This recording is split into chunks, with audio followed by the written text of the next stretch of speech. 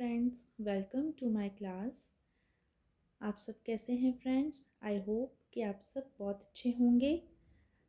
तो फ्रेंड्स, आज की क्लास का विषय है वैज्ञानिक प्रबंधन, साइंटिफिक मैनेजमेंट। वैज्ञानिक प्रबंधन एक प्रबंधन का सिद्धांत है जिसे 20वीं सदी की शुरुआत में फ्रेडरिक विंसलो टेलर ने विकसित किया। इसका उद्देश्य कार्यस्थल की उत्पादकता को बढ़ाना, संसाधनों का कुशल उपयोग करना और कार्य प्रक्रियाओं को सुव्यवस्थित करना है।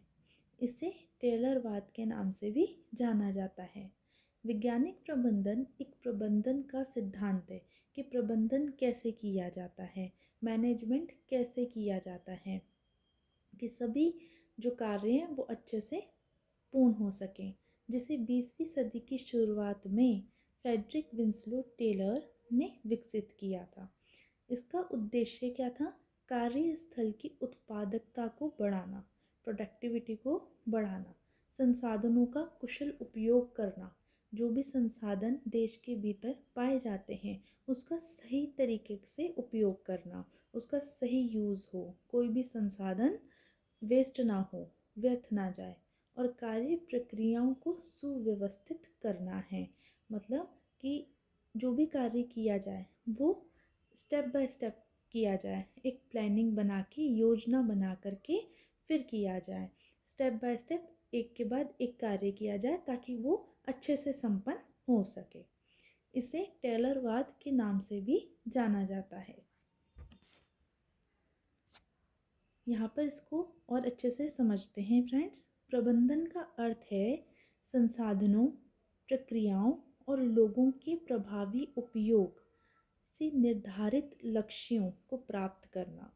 प्रशासनिक प्रणाली में प्रबंधन का संबंध विभिन्न सरकारी और गैर सरकारी कार्यों के समन्वय, नियोजन, संगठन, निर्देशन और नियंत्रण से है। प्रबंधन का अर्थ क्या है? संसाधनों, प्रक्रियाओं, वो संसाधन जो देश के भीतर पाए जाते हैं, ऐसी प्रक्रियाएं और लोगों के प्रभावी उपयोग से निर्धारित लक्ष्यों को प्राप्त करना, जो उद्देश्य हैं उनको प्राप्त करना। प्रशासनिक प्रणाली में प्रबंधन का संबंध किससे है? विभिन्न सरकारी और गैर सरकारी जो कार्य हैं उनमें समन्वय, कोऑर्डिनेशन, आपस में जितने भी लोग साथ मिलकर काम कर रहे हैं उनके बीच में सहयोग की भावना होना।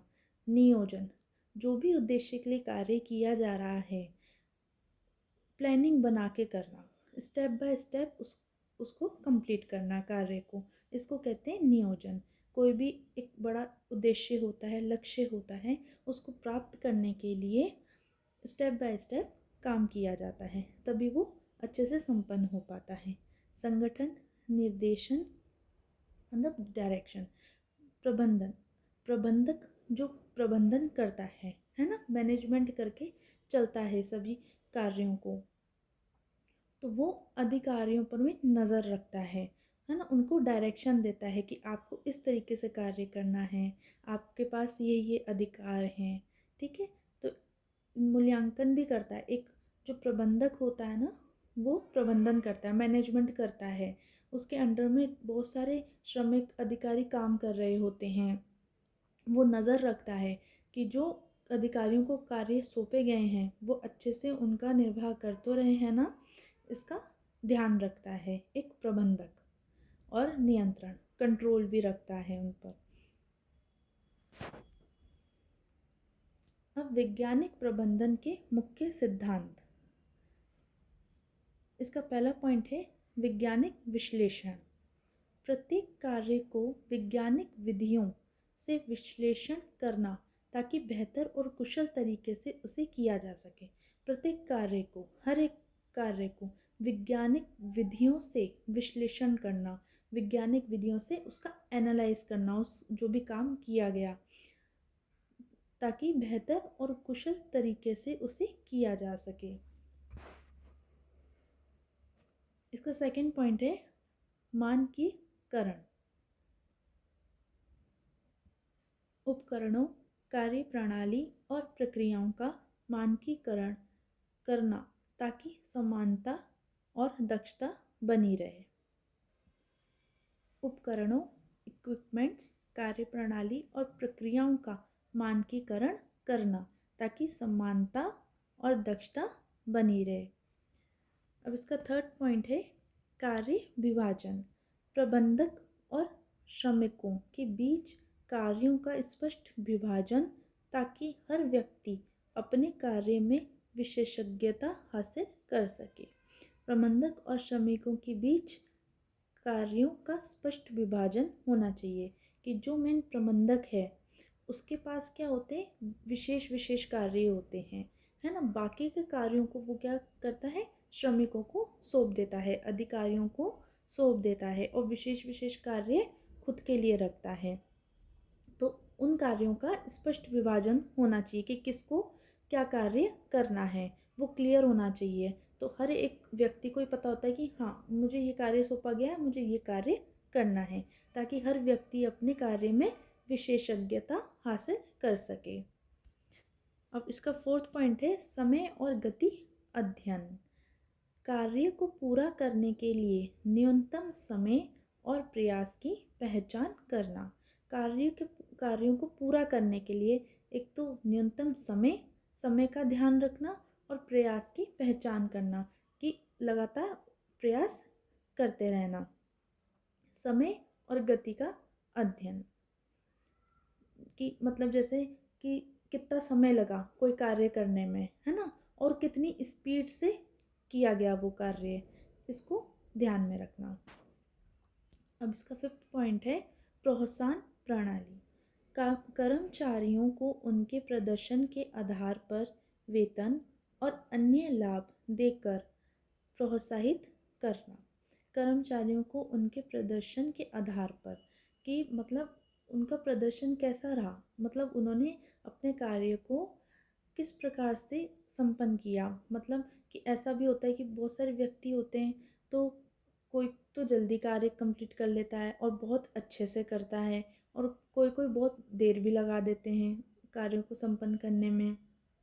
तो उनके प्रदर्शन के हिसाब से उनका वेतन तय होना चाहिए और अन्य लाभ देकर उन्हें प्रोत्साहित भी करना चाहिए। अब जब हम उनको अन्य लाभ क्यों देते हैं, कि वो उनको महसूस हो कि हाँ, हमने अच्छे से कार्य संपन्न किया, तो फिर वो नेक्स्ट बार जब उनको और कार्य सौंपे जाएंगे तो वो और अच्छे से और लगन से और ईमानदारी और मेहनत से काम करेंगे, खुश होकर करेंगे, क्योंकि उन्हें अन्य लाभ भी मिल रहे हैं। अब इसका सिक्स पॉइंट है कार्य चयन और प्रशिक्षण। कर्मचारियों का सही चयन और उन्हें कार्य के लिए वैज्ञानिक तरीके से प्रशिक्षित करना। कर्मचारियों का सही चयन करना, योग्य व्यक्तियों का चयन करना, और उन्हें कार्यों के लिए वैज्ञानिक तरीके से प्रशिक्षित भी करना। जो भी कार्य उनको सौंपे जाते हैं वो कार्य करते हैं, तो उनको उनके अंदर वैज्ञानिक नॉलेज हो, साइंटिफिक नॉलेज हो, कर्मचारियों में योग्यता हो, वो सक्षम हो, ईमानदार हो, अथवा उनमें नैतिकता भी हो, ऐसे अधिकारियों का चयन करना चाहिए। अब इस वैज्ञानिक प्रबंधन के लाभ, इनके लाभ को समझेंगे। फर्स्ट पॉइंट है उत्पादकता और दक्षता में वृद्धि। सेकंड पॉइंट है संसाधनों का कुशल उपयोग, संसाधनों का सही तरीके से यूज़ करना। कार्यों को सरल और व्यवस्थित बनाना। जो भी कार्य हैं उन्हें किए जाते हैं उनको सरल तरीके से करना और व्यवस्थित तरीके से करना, स्टेप बाय स्टेप करना। कर्मचारियों को प्रशिक्षण देकर उनके कौशल में सुधार, उनकी स्किल्स को बढ़ाना, उनकी स्किल्स को डेवलप करना, उनके अंदर स्किल्स को डेवलप किया जाता है। अब वैज्ञानिक प्रबंधन की सीमाएं। इसका पहला पॉइंट है श्रमिकों पर अत्यधिक दबाव, मानवीय भावनाओं और रचनात्मकता की उपेक्षा। मानवीय भावनाओं और रचनात्मकता की उपेक्षा की गई है इसमें, कि एक्सपेक्टेशन की गई है कि जो इमोशंस होते हैं और क्रिएटिविटी होती है उसकी एक्सपेक्टेशन की गई है कि ये होनी चाहिए एक अधिकारी में। केवल उत्पादन और दक्षता पर ध्यान केंद्रित करना, श्रमिकों और प्रबंधक के बीच असंतोष। तो ये इसका क्षेत्र है साइंटिफिक मैनेजमेंट का। अब हम इसके निष्कर्ष को समझते हैं। वैज्ञानिक प्रबंधन ने आधुनिक उद्योग और प्रबंधन प्रणाली को एक नई दिशा दी। हालांकि इसकी सीमाएं हैं, लेकिन ये उत्पादकता और दक्षता बढ़ाने में महत्वपूर्ण भूमिका निभाता है। वैज्ञानिक प्रबंधन ने आधुनिक उद्योग को और प्रबंधन प्रणाली को एक नई दिशा दी है। हालांकि इसकी कुछ सीमाएं हैं, इसका एक दायरा है, इसकी एक क्षेत्र है, लेकिन ये उत्पादकता और दक्षता, प्रोडक्टिविटी और इफ़िशेंसी बढ़ाने में महत्वपूर्ण भूमिका निभाता है। आई होप फ्रेंड्स आज का ये विषय आपको अच्छे से समझ में आया होगा। तो फिर अब हम नेक्स्ट क्लास में मिलते हैं एक नए टॉपिक के साथ। और प्लीज़ फ्रेंड्स मेरे चैनल को ज़रूर लाइक कीजिएगा एंड शेयर भी कीजिएगा, सब्सक्राइब कर लीजिएगा, ताकि नए नए टॉपिक्स पे वीडियो आपको रेगुलर मिलते रहेंगे। तब तक अपना ध्यान रखें और फिर हम मिलते हैं नेक्स्ट क्लास में। Okay bye friends.